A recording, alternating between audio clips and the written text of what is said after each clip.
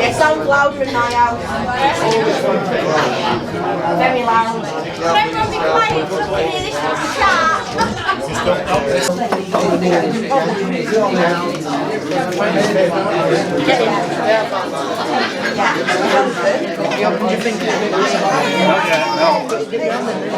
You'll know why we're asking you about doing it.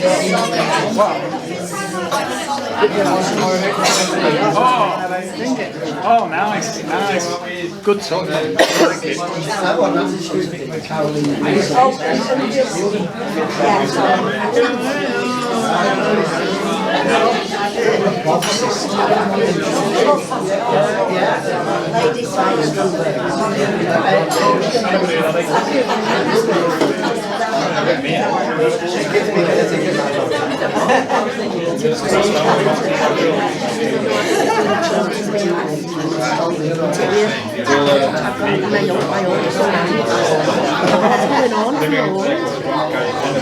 That's right, but it's a real like moment, really.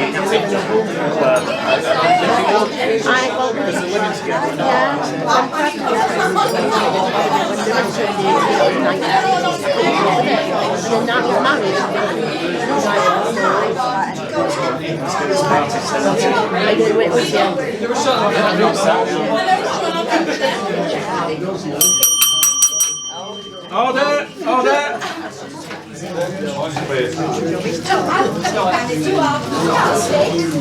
I'd just like to welcome you all, and I don't know Jordan that well, but I know Brad's not a professional speaker and neither am I, so bear with us and help us through it.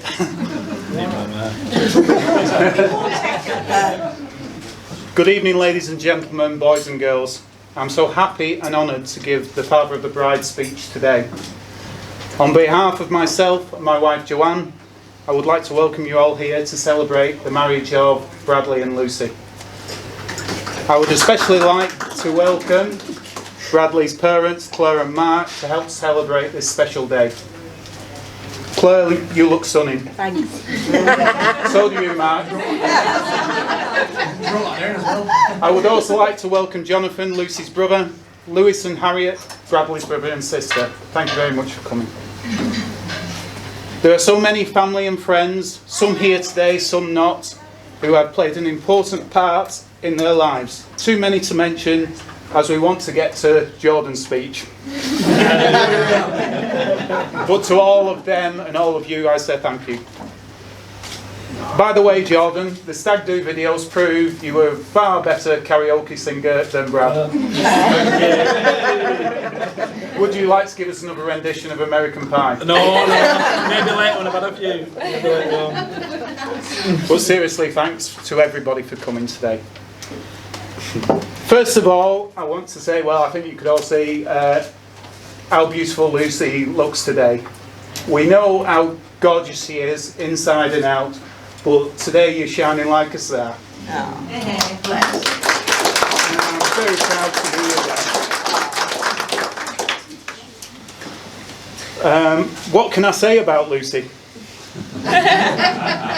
It is very easy to speak well of Lucy. She's an amazing young lady. Next week she turns 22, and I can only honestly say in those 22 years she's been nothing but a gift to me and Joanne and the rest of our family. She cares about others before herself, is kind, loving and generous. She's a great friend, daughter, granddaughter, niece, sister, mother, and now wife. And sister-in-law, don't forget that. Oh yeah, sorry Lewis. She worries a little too much. She plans a little too much. She likes chocolate a little too much. And she definitely likes cocktails a little too much. I blame Mrs. McHugh, Beth and Casey for that. But we would not change a thing about our daughter. From being born, she was always a very cute little girl, loved the tweenies and Teletubbies, had crazy wild hair and not much of it, Not the precious locks we see today. It is yours, isn't it? No. She was very shy, very quiet, and would hide behind our legs when strangers came. But she would follow her older brother Jonathan everywhere and let him lead the way when it came to talking. Funnily enough, there's still no change in that. As a young family, we had great times going to Gulliver's World, Camelot, holidays in Cornwall, and our special ones in Spain. Thanks to my Uncle Michael for that. She still smiles at the memory of Uncle Neil jumping in the swimming pool and nearly emptying it. Double bomber. Lucy adores family. Her grandparents meant the world to Lucy growing up.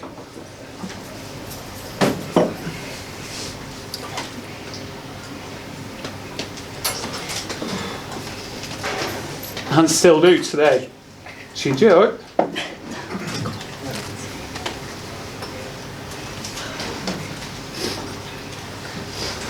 I'm normally not emotional. She enjoyed painting with Nanny Pauline and listening to Grandad Bob's funny jokes.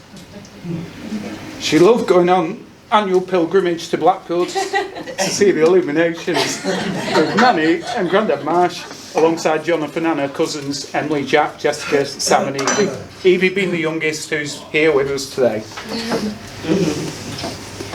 Evie, you, like all the other bridesmaids, look fantastic today. And thank you for what you've done. Those trips and time spent were great life memories with her grandparents. This is only meant to be 6 minutes, it's going to be long. Can you hold off that food? She was a fun-loving child who loved to be around family and friends.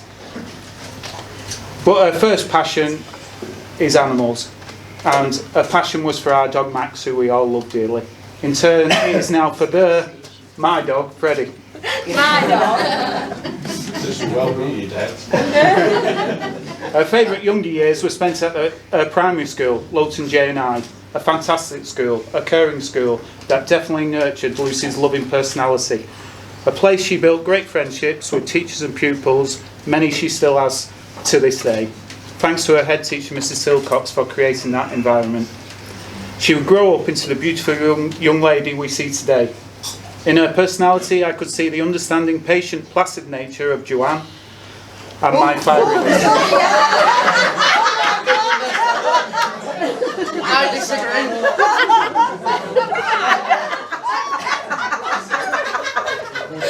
I've never been called that. Try and live that down. At this point, I would especially like to praise my wife Joanne in the way she brought up Jonathan and Lucy.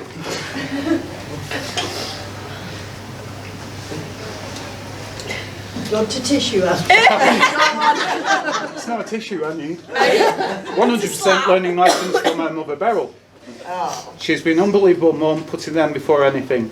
I'd like to show a small token of my appreciation to not just Joanne but Claire as well, as being special mothers.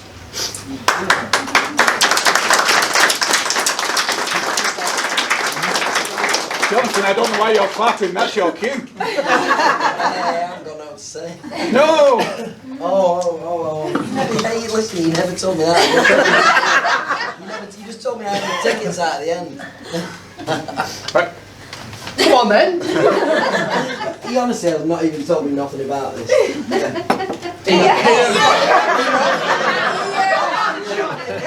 could have given me a bit of what on it. Here. I don't even know if I'm going to write this. I said, go on my cue. That was my cue. Like I said, Lucy grew up, continuing to develop and make new friendships, but never stopped enjoying times with her family, including her aunties and uncles. Then came Brad.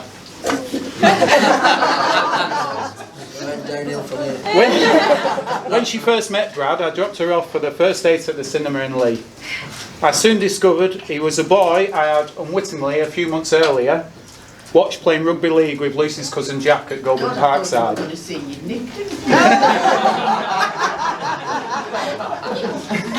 I remembered him that day as he stood out on the pitch, scoring several tries and had this lightning speed.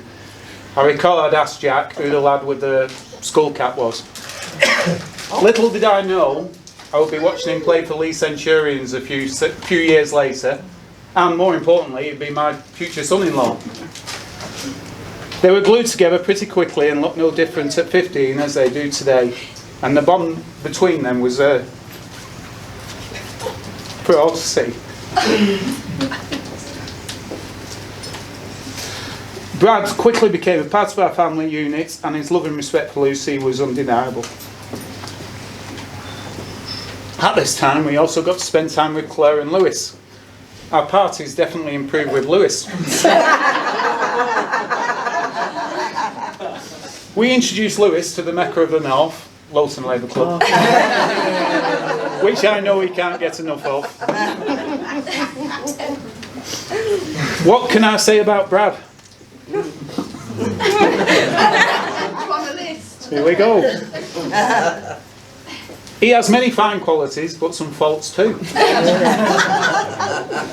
He's rubbish at darts. He's rubbish at snooker. He's rubbish at pool. He doesn't let me win at FIFA. And he falls asleep whilst watching boxing. He eats Carol's cakes before I get a look in. And he thinks he can sing. Joking aside, Claire and Mark, your son is a very special young man. He means a great deal to me and Joanne.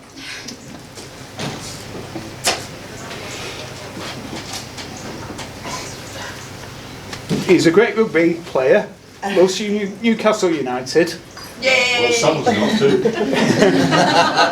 Cares for and respects our family, who all like him and love to spend time with him.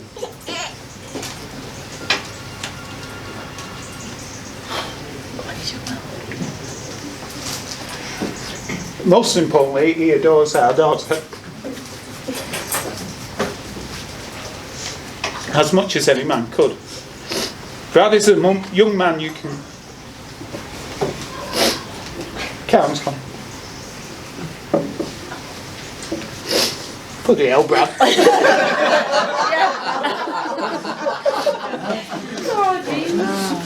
Why couldn't you be a prat? I think a few people would say that about it. Brad, I don't need to welcome you to our family. You're already very much part of it. Brad and Lucy are an old-fashioned couple. Family means everything. This is a very big day in their lives, and they both acknowledge how important their grandparents have been in their journey and their lives. Today we have Anne, John, Pauline, Bob, Brian and Beryl here with us today. Sadly, Bradley's grandparents, Anne and Bill, are no longer with us, but are greatly missed. And like the grandparents here today, hold a special place in Brad and Lucy's hearts. Me and Joanne have been blessed with having great parents who have helped us through life. It's a cliche, but marriage won't always be sunshine and roses. Well, except for mine, of course. Which is sunshine and roses. Isn't it, my dear? Personally, my only advice is no great quote. It's just to, even in the hard times when you will do each other's head in, again, not us, Joanne, to always care for each other. I'm sure I speak for myself, Joanne, Claire and Mark, and the rest of your family and friends. We are always there to help. Together they have already built a life, buying a lovely home in Lowton and giving us the best gift of all in George. George, one day you will watch this. You have made our lives much richer, little man. As has Jackson, Jonathan's gorgeous little son.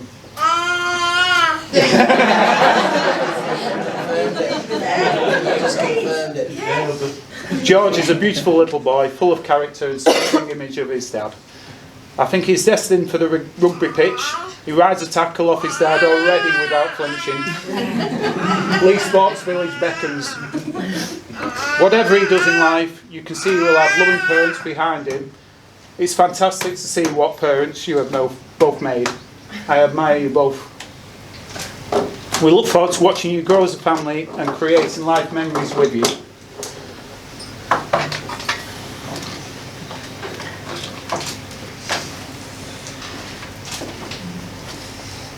I'm not doing this for dramatic effect, by the way. I'm struggling to get it out. Count to 10. Lucy, Lucy, you will always be mine and Mum's little girl. Brad, I know you will always look after her and look after each other. Thank you again for coming.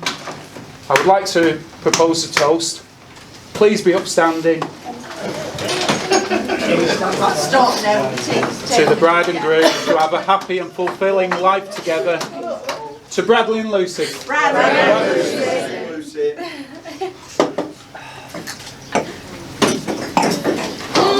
Well done, Andrew. No. Well done.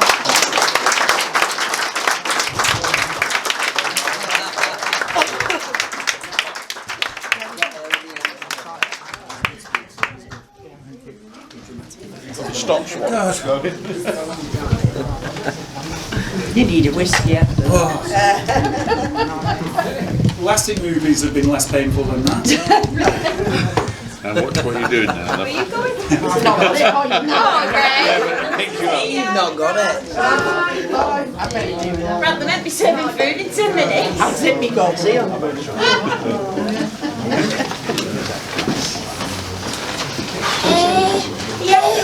Just get on with it, Brad. Never mind. Shut up, you. Up and down. How many minutes? God, is he counting? No, I'm counting him as well. Before I do start, I know everyone here thinks I'm got a big gob and can talk to anybody. If it's about gambling or football or rugby, yeah. But this isn't my forte. So if I do stutter, then it's because of this. You'll be doing a lot of tackling in your life. Right. Well, we're to start after 7 years of being together. Today is the day that I am lucky enough to call you my wife. I just want to thank everyone on behalf of us both for coming and making our day special. It does mean the world to us both that everyone is here today. I know, Luce, that you've been stressing about today, and you have done an amazing job, especially with having that little rascal His timing's good. at home all day, every day with you. We both think of the world of you.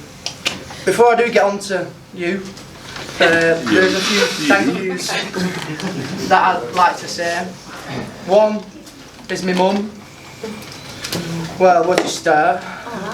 Thanks for everything you've done for us all, loving, caring for us all, and thanks for blaming me for your bad back and your arthritis.